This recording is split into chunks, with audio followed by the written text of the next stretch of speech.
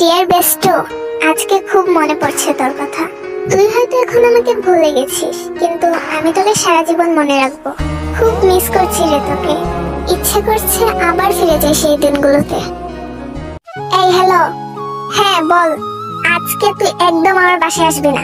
তুই আমার বাসায় আজকে আসলে তোর খবর আছে। এই তোর লজ্জা শরম নাই?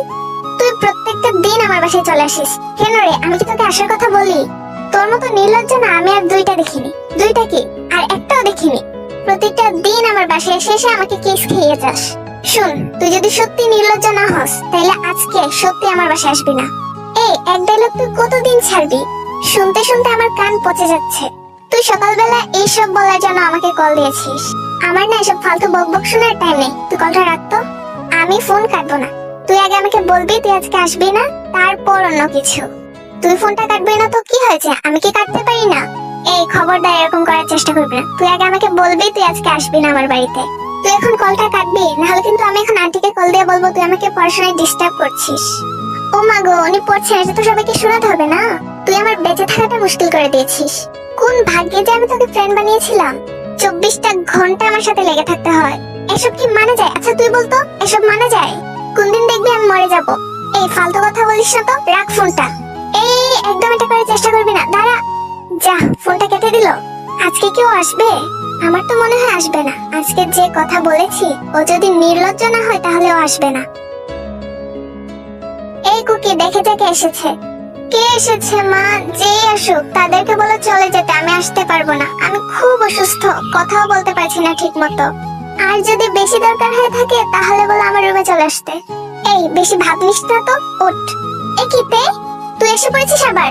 এই তোকে আমি বলেছিলাম তুই নির্লজ্জ না হলে আজকে আসবি না। তার মানে তুই সত্যিই নির্লজ্জ। উফ, তোকে নিয়ে যে আমি কি করব। তোকে আমার বাসায় আসার পারমিশন কে দিয়েছে? এই দাঁড়া দাঁড়া, অনেকক্ষণ ধরে অনেক কথা বলেছিস। এটা তোর বাড়ি না, ওকে? এটা আঙ্কেল আন্টির বাড়ি, তুই শুধু এখানে থাকিস। আচ্ছা আন্টি, আপনার বাসায় আসার জন্য কি আমার কোনো পারমিশনের দরকার আছে?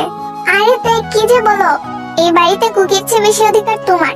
আমি আমার মেয়ের চেয়ে বেশি তোমাকে পছন্দ করি, সেটা তো তুমি খুব ভালো করেই জানো। তোমার যখন ইচ্ছা হবে তখন তুমি এখানে চলে আসবে। হয়েছে তে, এখন শান্তি হয়েছে তো? এই তুই না অসুস্থ, এতক্ষণ তো ঠিকভাবে কথাও বলতে পারিসনি।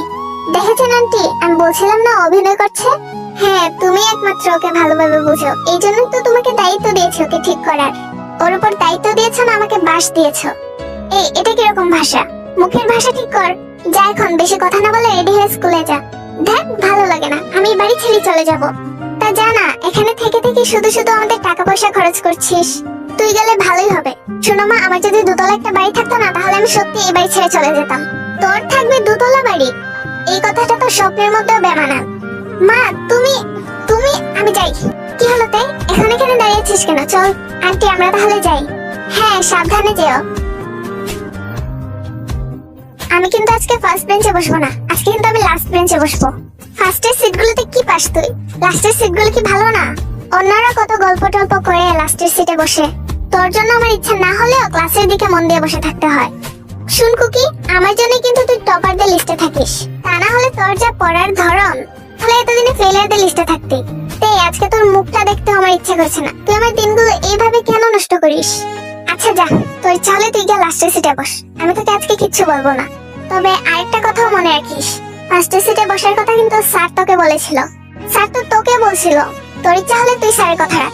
আমার এত খেয়ে কোনো কাজ নেই স্যারের কথা শোনার। কুকি, তুই দিন দিন চেঞ্জ হয়ে যাচ্ছিস। তোর এখন পড়াশোনার দিকে একদম মনোযোগ নেই। তুই এখন অনেক অলস হয়ে গেছিস। এমন করলে কি হবে? এই যা তো, তোকে না বললাম এখান থেকে যেতে। কি হলো তে, কথা বলছিস না কেন আমার সাথে? ভাবনিস? শুন, আমাকে না এরকম অ্যাটিটিউড একদম দেখাবি না। তুই তো বললি আমার মুখ দেখতে চাস না। আমার এই একটু কথাই তুই এখন টমেটোর মতো ফুলে বসে আছিস। আর সকালে যে এত করে বললাম তুই আমার বাড়িতে আসবি না, তুই আমার বাড়িতে আসবি না, ওই সময় আমার কথাটা কানে ঢুকেনি? শুন কুকি, তোকে ছাড়া আমার স্কুলে একটুও ভালো লাগে না, সেই জন্য আমি তোকে নিয়ে আসি। আচ্ছা এখন তাড়াতাড়ি চল, খেতে হবে, টিফিন টাইম তো শেষ হয়ে যাচ্ছে। তুই গিয়ে খা না। তোকে ছাড়া আমি খাই না, তুই জানিস না? তাহলে তোকে ছাড়া আমার স্কুলে ভালো লাগে না, এটা তুই বুঝিস না? হইছে বান্ধবী, এখন চল তাড়াতাড়ি খাই। কুকি, আজকে তুই একা চলে যা, আজকে আমার হসপিটালে একটা দরকার আছে। কি দরকার? আমার ইদানিং একটা প্রবলেম হচ্ছে, তাই বাবাকে বলেছিলাম ডক্টরের কাছে নিয়ে যাওয়ার জন্য। ডক্টর আঙ্কেল বলেছে আমাকে নাকি হসপিটাল যেতে হবে, কি চেকআপ টেকআপ করাতে হবে। তাহলে চল, আমিও যাবো তোর সাথে। আচ্ছা তাহলে তাড়াতাড়ি আয়, বাবা অপেক্ষা করে বসে আছে।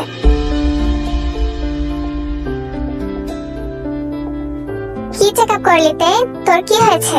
আমি জানি না, ডক্টর আঙ্কেল কিছু বলেনি। এখন বাবার সাথে কথা বলবে, আমি গিয়ে দেখে আসি কি বলে। আচ্ছা তুই যা, আমি এখন এখানে একটু বসি।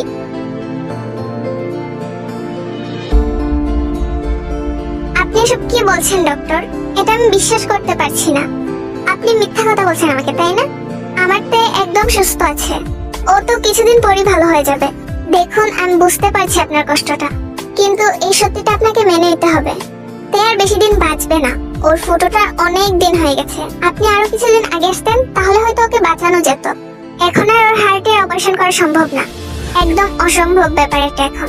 ও যতদিন বাঁচবে ওকে হাসি খুশি রাখার চেষ্টা করুন, ওর ইচ্ছাগুলো পূরণ করার চেষ্টা করুন।